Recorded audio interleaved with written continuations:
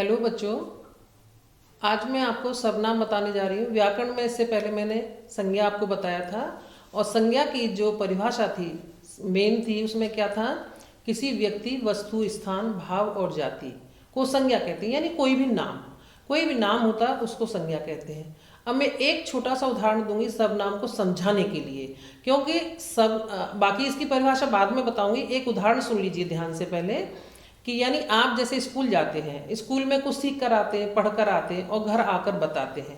लेकिन अगर आपका बताने का तरीका यह है कि मम्मी आज स्कूल में मैडम ने चाचा नेहरू के बारे में बताया, ये आपने अपनी मम्मी से बताया और मम्मी ने कहा अच्छा आपकी मैडम ने क्या क्या बताया, आपकी मम्मी ने आपसे ये प्रश्न किया, तो आप कैसे बता रही हैं। अब ये जो वाक्य मैं बोल रही हूँ इनको ध्यान से सुनिएगा, कैसे बोल रही हूँ मैं।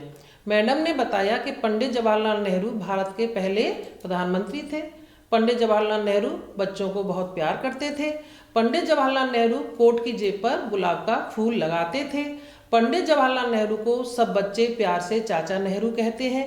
पंडित जवाहरलाल नेहरू ने देश को आज़ाद कराने के लिए बहुत कठिनाइयों का सामना किया। बच्चों, ये बार बार इसमें एक चीज़ हम पुनः पुनः बोल रहे हैं, रिपीटेशन हो रहा है, वो शब्द है जवाहरलाल नेहरू। यानी जवाहरलाल नेहरू अगर हम बार बार इस वाक्य में, तो इस वाक्य की सुंदरता बिल्कुल चली गई है।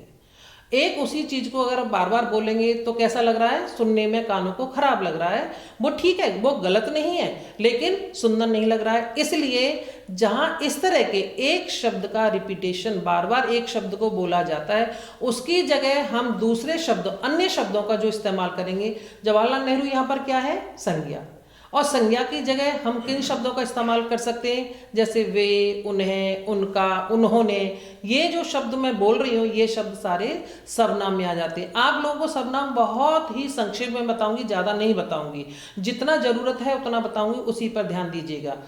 यानी अब मैं इसकी परिभाषा बता रही हूँ कि जिन संज्ञा के स्थान पर जिन शब्दों का प्रयोग किया जाता है, यानी संज्ञा के स्थान पर, यहाँ संज्ञा क्या थी, जवाहरलाल नेहरू। जवाहरलाल नेहरू यहाँ पर संज्ञा है। और जिन शब्दों का इस्तेमाल किया, वो शब्द कैसे, कौन कौन से शब्द इस्तेमाल करने, वो मैं आपको अभी बताऊंगी। इन्हीं वाक्यों को दोबारा पढ़कर बताऊंगी, तो वो शब्द सर्वनाम हो जाते हैं। यानी संज्ञा के स्थान पर प्रयोग किए जाने वाले शब्द सर्वनाम कहलाते हैं। अब देखिए, अब उसकी मम्मी ने क्या बताया इसको कि जो तुम बोल रही हो बार बार जवाहरलाल नेहरू जवाहरलाल नेहरू, ये सुनने में अच्छा नहीं लग रहा है। हम इसको कैसे बोल सकते हैं, यानी वाक्य की सुंदरता के लिए हम इसको कैसे बोलेंगे कि मैडम ने बताया कि पंडित जवाहरलाल नेहरू भारत के पहले प्रधानमंत्री थे। वे बच्चों को बहुत प्यार करते थे। यहाँ पर मैंने जवाहरलाल नेहरू की जगह अब मैंने कौन सा शब्द लिया, यहाँ पर वे, यानी वे, ये हमारा सर्वनाम हो गया। वे बच्चों को बहुत प्यार करते थे। अब दूसरा इसमें क्या है, जो नेक्स्ट वाला है, पंडित जवाहरलाल नेहरू कोट की जेब पर गुलाब का फूल लगाते थे। यहाँ पर भी क्या हो जाएगा, वे कोट की जेब पर गुलाब का फूल लगाते थे। फिर मैंने पंडित जवाहरलाल नेहरू की जगह वे ले लिया। अब तीसरा क्या है, पंडित जवाहरलाल नेहरू को सब बच्चे प्यार से चाचा नेहरू कहते हैं। तो यहाँ पर पंडित जवाहरलाल नेहरू की जगह क्या हो जाएगा, उन्हें सब बच्चे प्यार से चाचा नेहरू कहते हैं। यानी पंडित जवाहरलाल नेहरू की जगह यहाँ पर उन्हें शब्द हो गया और उन्हें शब्द सर्वनाम शब्द है। आगे वाला जो वाक्य है, पंडित जवाहरलाल नेहरू ने देश को आज़ाद कराने के लिए बहुत कठिनाइयों का सामना किया। अब यहाँ पर जवाहरलाल नेहरू की जगह हमने कर दिया उन्होंने देश को आज़ाद कराने के लिए बहुत सी कठिनाइयों का सामना किया। अब बोलने में, अब आप लोग फर्क देख सकते हैं इसमें क्या अंतर आया कि जो पहले था बार बार एक शब्द का जो रिपीटेशन था वो हमने खत्म कर दिया, और यहाँ पर हमने जवाहरलाल नेहरू की जगह दूसरे शब्द ले लिए जो सर्वनाम शब्द हैं। तो ऐसे शब्द जो होते हैं उनको हम सर्वनाम कहते हैं। अब सर्वनाम में मैं आगे तुम्हें बताने जा रही हूँ कि संज्ञा नाम के स्थान पर प्रयोग होने वाले शब्द सर्वनाम कहलाते हैं।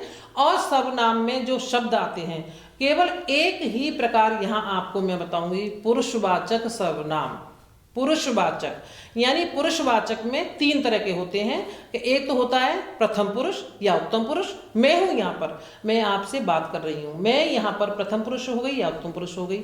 मध्यम पुरुष होता है जिसके साथ मैं बात कर रही हूँ, बात किसके साथ कर रही हूँ, मैं आप लोगों के साथ बात कर रही हूँ, तो आप यहाँ पर मध्यम पुरुष यानी दूसरे हो गए। और जो तीसरे स्थान पर आता है अन्य पुरुष, यानी हम मान लो आप लोग हो थर्ड क्लास के और मैं कर रही हूँ चौथी क्लास के बच्चे के बारे में बात, तो वो अन्य पुरुष हो जाएगा। तो ये शब्द, अच्छा इसमें कैसे होता है, अगर मैं अपने लिए बात करती हूँ, मान लो मैं हूँ, मैं प्रथम पुरुष हूँ, मैं प्रथम पुरुष पहली वक्ता मैं हूँ, मैं बात कर रही हूँ आपसे, तो इसमें कैसे शब्दों का प्रयोग करते हैं हम, मैं, मैंने, मुझे, मेरी, मेरा, इस तरह के शब्दों का जो इस्तेमाल किया जाता है वो सर्वनाम शब्द होते हैं। मध्यम यानी दूसरा, हम किसी सामने वाले से, यानी आप लोग हैं तो आप, तुम, तुम्हारा, तुम्हें, तुमने, आपने, आपको, ये जो शब्द हैं ये क्या है, ये क्या है, मध्यम पुरुष के शब्द हैं, यानी पुरुषवाचक सर्वनाम ही है। केवल एक ही सर्वनाम बता रही हूं, एक प्रकार इसके 5 हैं, लेकिन मैं आपको क्या बता रही हूं, केवल एक ही प्रकार यानी पुरुषवाचक सर्वनाम ही बता रही हूं। इतना ही आपके कोर्स में है अभी।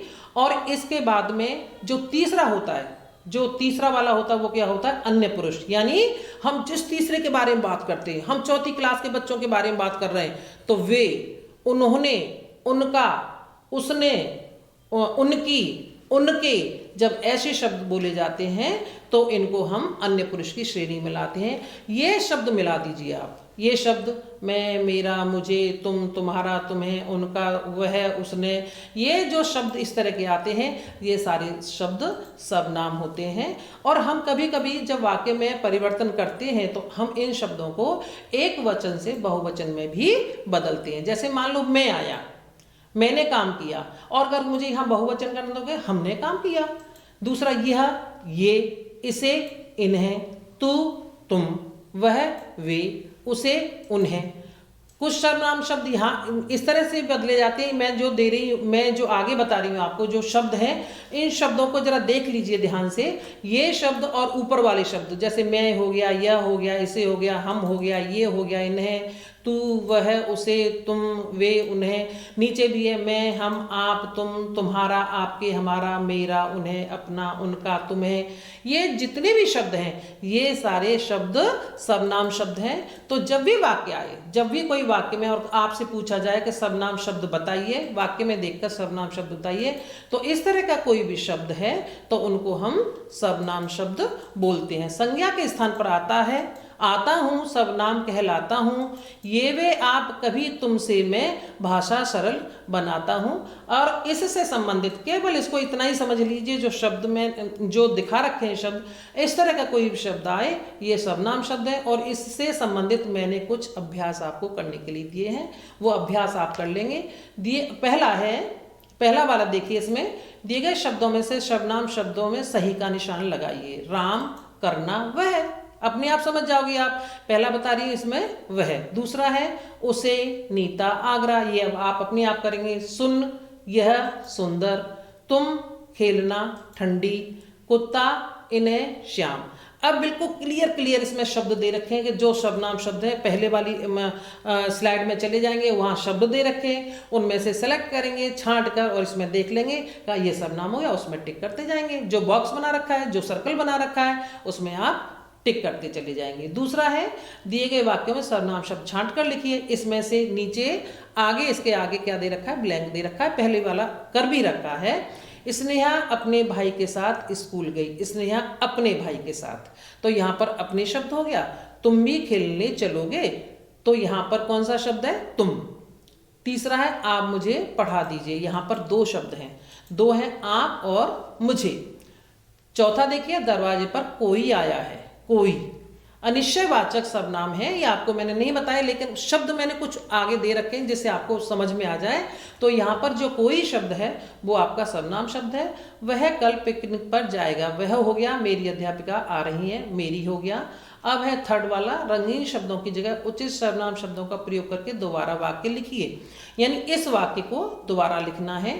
और इसमें एक वाक्य को लिख भी दिया है, केशव को केशव की माँ ने पढ़ाया। यानी केशव को उसकी माँ ने पढ़ाया। कितना अजीब लग रहा है, केशव को केशव की माँ ने पढ़ाया। यानी उसी संज्ञा को हमने रिपीट कर दिया। जहाँ संज्ञा रिपीट हो जाएगी वहाँ वाक्य की सुंदरता खत्म हो जाती है।